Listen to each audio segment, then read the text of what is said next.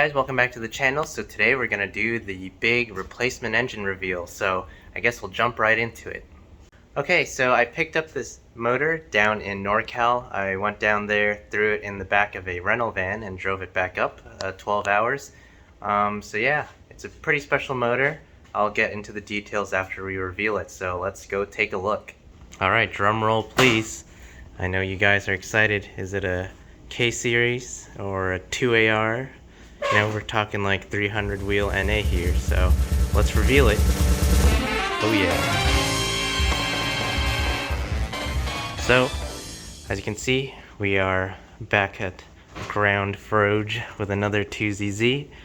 I know you guys are probably thinking, wow, why'd you get another one? It's kind of a combination of a couple of things. First being, I didn't really want to spend that much money and completely change platform. I know that the K-Series and 2AR are both pretty cheap, but they both include having to completely change over everything. That means new header and all the custom stuff to fit it back into the motor. A lot of people like to say that the motor is cheap, which is true, but we still have to do everything else to switch it over to the car and change suspension and all that, and I really didn't want to deal with that or pay for it. So we're going 2ZZ again, and then also I wanted to get back on track or driving as soon as possible.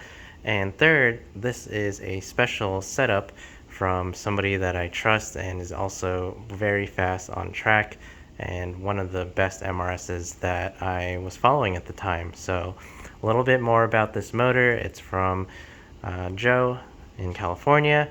I'll post a picture of his MRS. You guys probably have seen it. It unfortunately was lost in an accident, not even related to track driving. It was hit on the side of the road, and the motor was still available after that. So here it is now, and it is a complete track setup. So what's included is it comes with a Toyota billet oil pump, which is something that I would have had to buy anyway, and it's already installed in here, so that saves me a lot of time and money. And it has all these MWR pulleys. We've got a baffled oil pan with a drain back system. I'll get into that when I get to the catch can. It has a brand new alternator, block off plates that I didn't have.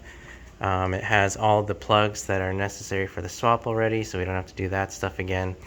And yeah, so it also came with this catch can system, which I said hooks up to the oil pan.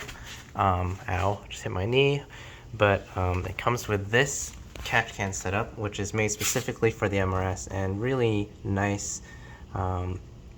It'll help us control the oil consumption as it drains back into the oil pan. I didn't have a problem with oil burn. My oil level was always full, but never know, and it was recommended by Techno Pro Spirit and Joe to get the whole setup complete, which makes sense. He would know the car best, and it's a lot better than our buddies times New Roman over here. Probably the best part of this setup that came with the motor is this Safeway bag. Inside the Safeway bag is this, which is a panic wire setup link ECU for the MRS. It is completely plug and play and is specific to this setup.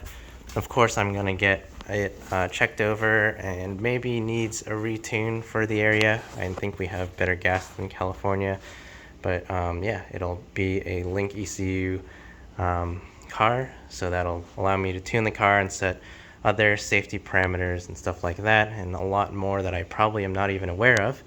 Also, what I picked up with the setup was an intake system. My old intake will be for sale. It's a MWR, but this intake is custom made for this setup with a link ECU.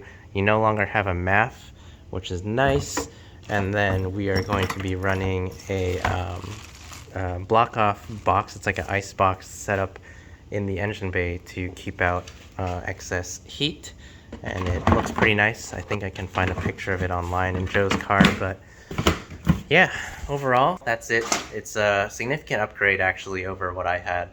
My 2ZZ was pretty much unopened, stock oil pump and everything, and if you go online, that oil pump is not cheap and it's a lot of work that I didn't really want to do.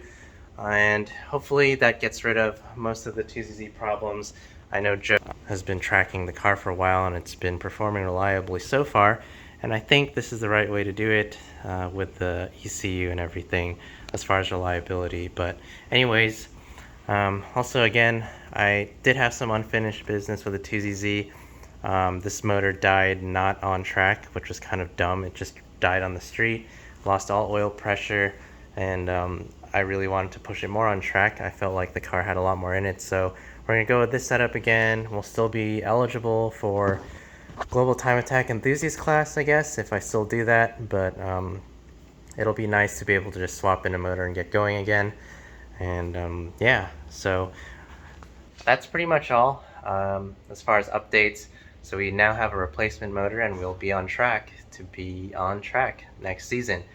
Next video will probably be taking this out and refreshing the new motor. I did pick up some new lift bolts and gaskets to refresh it before we throw it into the MRS. So hope you guys enjoyed that video and like this update. The Frog has a new heart transplant ready, and we'll be getting into that in the next coming videos. So anyways guys, hope you guys enjoyed the video and I will see you in the next one.